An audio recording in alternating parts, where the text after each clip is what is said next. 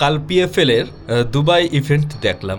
এই ইভেন্টটি দেখার পর আমার মনে হলো যে তারা বেশ উন্নতি করছে। অনেকটা ইউএফসি স্টাইলে তারা মানে চলে যাচ্ছে। কারণ পিএফএল কিন্তু আগে এরকম ফাইটার তাদের ছিল না, এখন তাদের ফাইটারগুলো স্কিলের দিক দিয়ে বেশ উন্নত হচ্ছে।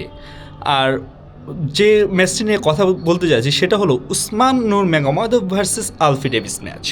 এই ম্যাচটা নিয়ে খুবই হাইপ ছিল, আলফি ডেভিসকে নিয়ে খুবই হাইপ ছিল। হ্যাঁ, আলফি ডেভিস হয়তো বা হারিয়ে দিতে পারবেন উসমান নূর ম্যাগোমাদভকে, কিন্তু আসলে শেষ পর্যন্ত কী দেখা গেল, আলফি ডেভিস কিন্তু উসমানের সাথে কিন্তু কোনো টক্কর দিতে পারলেনই না, একরকম পারলেনই না। তার স্কিল লেভেল কিন্তু উসমানের তুলনায় অনেক কম, অনেক পিছিয়ে রয়েছেন তিনি।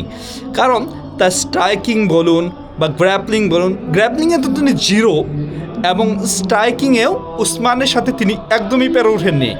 কিক, লো কিক, হাই কিক, সব কিকই উসমান বেশ উন্নত।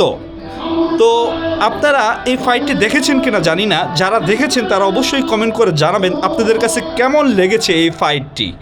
তো আজ এই পর্যন্তই, আমার সাথেই থাকবেন, পাশেই থাকবেন।